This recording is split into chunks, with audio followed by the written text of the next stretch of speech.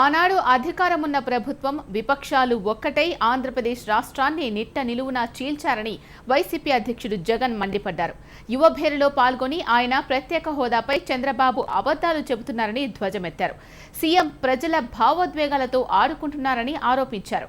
ఎన్నికల్లో ఎన్నో హామీలిచ్చారు, వాటి అమలు పరచారని విమర్శించారు.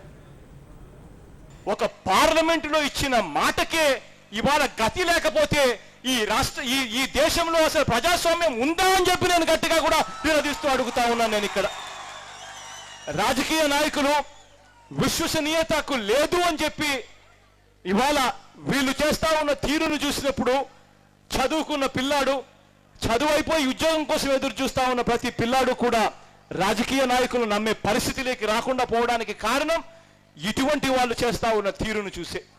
ఇవాళ ప్రత్యేక హోదా ఇవ్వకుండా పోగా ప్రత్యేక హోదా మీద రకరకాల అబద్ధాలు ఇవాళ చెప్తా ఉన్నారు.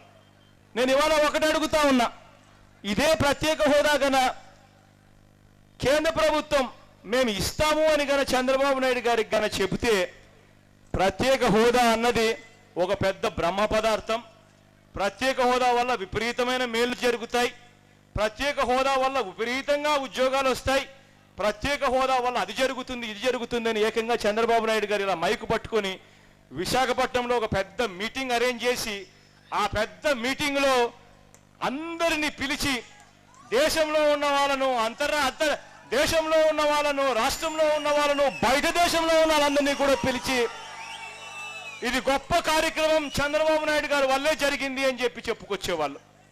కానీ ఇవాళ కేంద్రంలో ఉన్న బీజేపీ ప్రభుత్వం ప్రత్యేక హోదా ఇవ్వడం లేదు అని చెప్పి అన్నారు. కాబట్టి ఇవాళ చంద్రబాబు నాయుడు గారి నోట్లో నుంచి వస్తా ఉన్న మాటలు ఏమిటి అని అంటే